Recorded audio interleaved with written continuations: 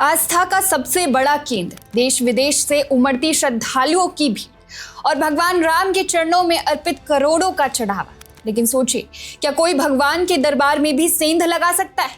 क्या कोई उस तीसरी आंख यानी सीसीटीवी कैमरे को ही दो दो बार गायब कर सकता है, जिसे कोई चकमा नहीं दे सकता?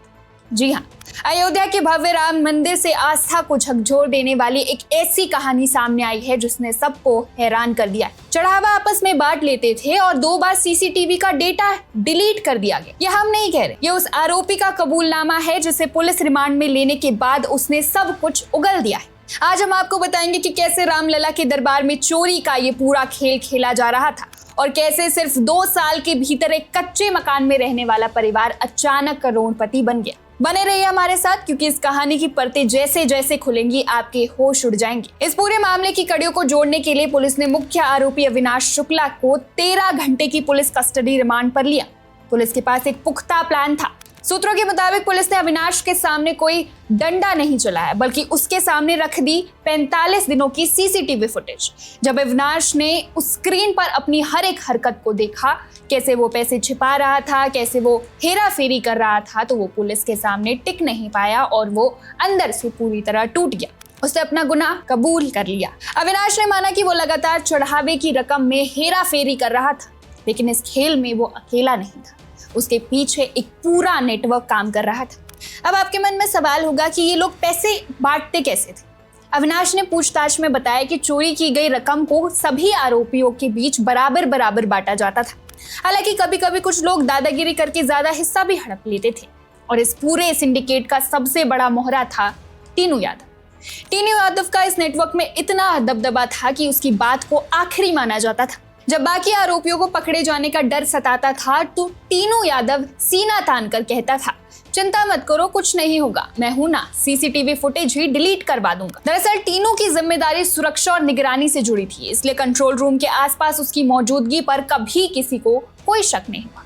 इसी भरोसे का फायदा उठाकर ये आरोपी लंबे समय तक रामलला के चढ़ावे पर हाथ साफ करते रहे। चोरी छिपाने के लिए इस गैंग ने जो रास्ता चुना वो किसी फिल्मी स्क्रिप्ट से कम नहीं है। जब भी मंदिर में चढ़ावे की रकम की गिनती होती थी, ये आरोपी कंट्रोल रूम पर पैनी नजर रखते थे।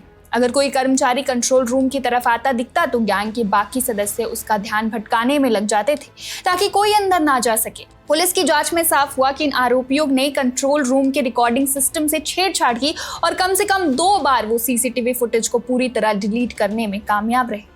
हालांकि आरोपियों की ये चालाकी ज्यादा दिन नहीं चली। पुलिस का दावा है कि जांच के लिए जो सबसे जरूरी और अहम फुटेज थे वो अब पुलिस के कब्जे में।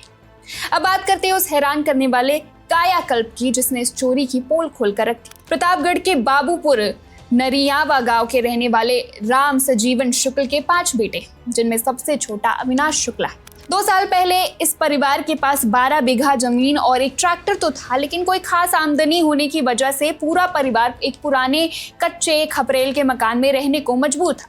पैसों की इतनी तंगी थी कि एक भाई अमित ने तो कानपुर में ढाबा खोल लिया था, जो कुछ ही महीनों में बंद हो गया। लेकिन जैसे ही अविनाश राम मंदिर के चढ़ावे की हेरा फेरी में शामिल हुआ, इस परिवार की किस्मत रातों रात बदल गई। महज 2 साल के भीतर उसी कच्चे घर की जगह मार्बल, टाइल्स और आधुनिक सुविधाओं से लैस एक शानदार कोठी खड़ी हो गई, जिसे देखकर दूर से ही लोगों की आंखें फटी की फटी रह जाए। इसी साल फरवरी में जब अमित की शादी हुई तो इस घर को और चमकाया गया। घर में चमचमाती ब्रेजा कार आ गई, जो अविनाश ने अपने भाई अभिषेक के नाम पर खरीदी थी। यही नहीं, 2 दिन पहले अविनाश के भाई अमित का नोटों के बंडलों के साथ एक वीडियो सोशल मीडिया पर वायरल हुआ, जिसे देखकर पूरे इलाके में खलबली मच गई। अविनाश ने पुलिस को बताया कि जब भी बड़ी चोरी होती थी तो ये सभी 6 आरोपी अविनाश, टीनू यादव, अनुकुल मिश्रा, लवकुश मिश्रा और रमाशंकर मिश्रा अयोध्या के 14 कोसी परिक्रमा मार्ग में एक सुनसान इलाके में मिलते थे। वहाँ बाकायदा एक सीक्रेट मीटिंग होती थी जहाँ पैसों का बंटवारा होता था और आगे की प्लानिंग की जाती थी। हाल ही में मई के आखिरी हफ्ते में जब ये मामला सार्वजनिक होने वाला था, तब भी इन लोगों ने ऐसे ही एक गुप्त बैठक की थी। जैसे ही अविनाश को भनक लगी कि वो फंसने वाला है, उसने तुरंत अपनी ब्रेजा कार को अयोध्या से छिपाकर प्रतापगढ़ के अपने गाँव भेज दिया। फिलहाल 13 घंटे की कड़ी पूछताछ के बाद अविनाश शुक्ला को वापस अयोध्या की जेल में भेज दिया गया। उत्तर प्रदेश की एसआईटी और स्थानीय पुलिस अब इनके बैंक खातों, जमीनों और हाल के सालों में किए गए लेन देन की बारीकी से जांच कर रही। लेकिन सवाल अब भी कई, क्या ये चोरी सिर्फ इन 6 लोगों तक सीमित थी, या फिर मंदिर प्रशासन या सुरक्षा व्यवस्था के अंदर बैठा कोई और बड़ा मगरमच्छ भी इस सिंडिकेट का हिस्सा था? क्या पुलिस उस पूरी रकम को बरामद कर पाएगी जो रामलला के भक्तों ने श्रद्धा से अर्पित की थी? जांच जारी है और जैसे ही कोई नया खुलासा होगा हम सबसे पहले आप तक पहुंचाएंगे। आप देखते रहिए one India Hindi. Subscribe to One India and never miss an update. Download the One India app now.